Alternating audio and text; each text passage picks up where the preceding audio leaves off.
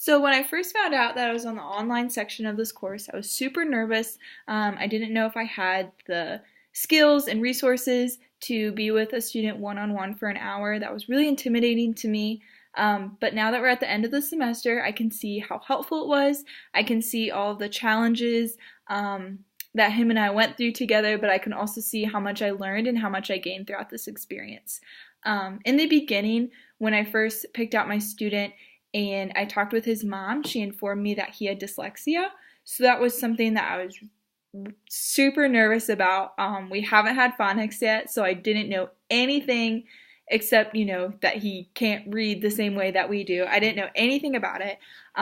So I had to do a lot of research. I talked to Professor White a lot. I got some resources from her. But a lot of my own time was spent on looking up dyslexia and things that I can do with him, things that help him. But in the end, within the first maybe 2 or 3 weeks, I kind of realized that he was not dyslexic. I don't think he was being taught in a way that was helpful to him. He is homeschooled, so I think that was a part of it. I think his mom wasn't meeting the needs that he has, and I don't think he was being met at where he was. He is a second grader, and he was reading at kindergarten level, and he wasn't able to write really at all. So obviously he was supposed to be a lot more advanced than where he was.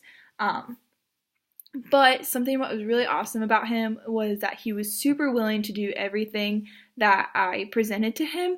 I could definitely tell that he was a little closed off and he was super shy at first, but he was willing to try everything. He wasn't rude, he wasn't disrespectful, because that was another fear of mine. I knew him before this tutoring session, but I didn't know him that well, so I didn't want to present something to him and then he would just not be for it at all.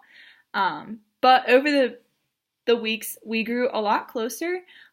We became more comfortable and confident with each other. So for me, it was really nice because I could now come to him with a lesson that I wasn't 100% comfortable teaching, just because it was a little out of my element, a little out of my comfort zone. But I know he'd be really receptive to it, and I know he would be willing to try his hardest on it. And that was him too. He would come to me and he was comfortable and confident enough to ask questions, because that wasn't the case in the beginning. He was really shy. If he got something wrong or if he didn't understand, he would just be quiet about it. But towards the end, he was really vocal and he was able to ask questions and have that deeper conversation with me. And something that was also really cool, I loved seeing all the lessons every other week. It was really cool to see my guided reading lesson and then look at everybody else's in the class because none of them were the same. So it was really cool to see how many approaches you could take to one objective, and so I thought that was really cool. And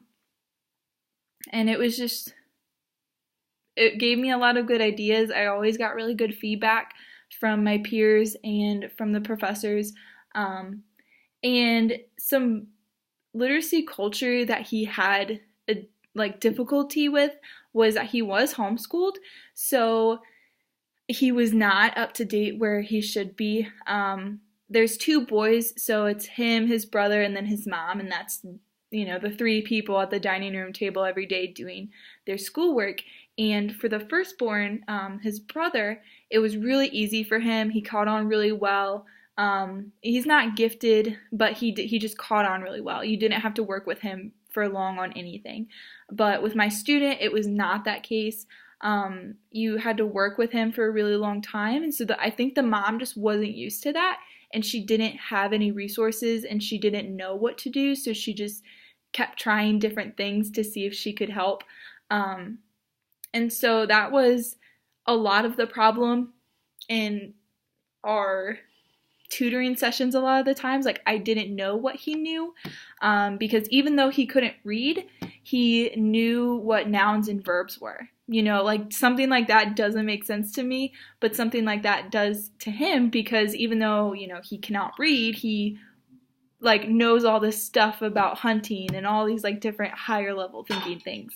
And so just other problems that we had were trying to work around his homeschool schedule and then trying to work around my school schedule. I know that kind of butted heads a lot throughout the semester, but obviously we got it worked out.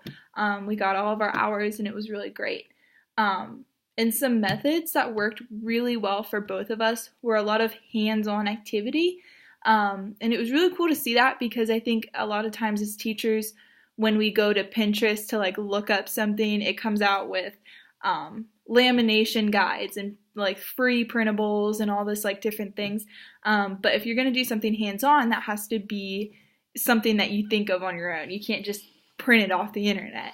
And so that was really cool to practice with him and to see how engaged he was when I did do something that was more hands-on.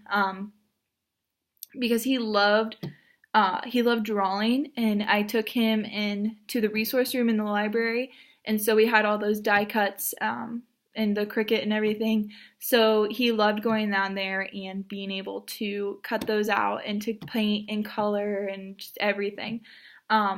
So that I used that into my assessments because that was something that he enjoyed and that's something that I could assess him on.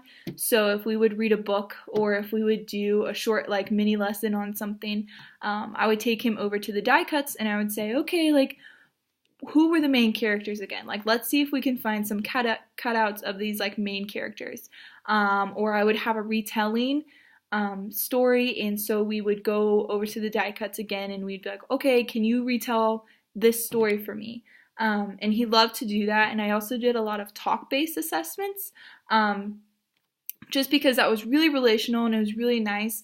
So I think in the future, in my future classroom, I think it would be really cool to do assessments that are more student driven and not just something that's easy for me, because sometimes it wasn't easy for me to provide him the time that he needed to do his art activity. Sometimes it wasn't that easy, but I knew he loved it and I knew that's where I would get his best work and his best assessment at. But overall, it was such a great experience. I loved working with him.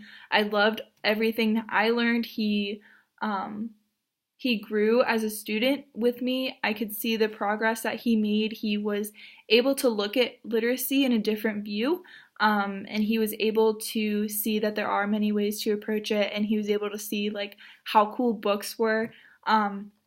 He found the pop-up section in the library, and so he thought that was the greatest thing ever. So we did a couple lessons with those, and he would always like take them home. He got a library card at the college library, so that was really cool to see.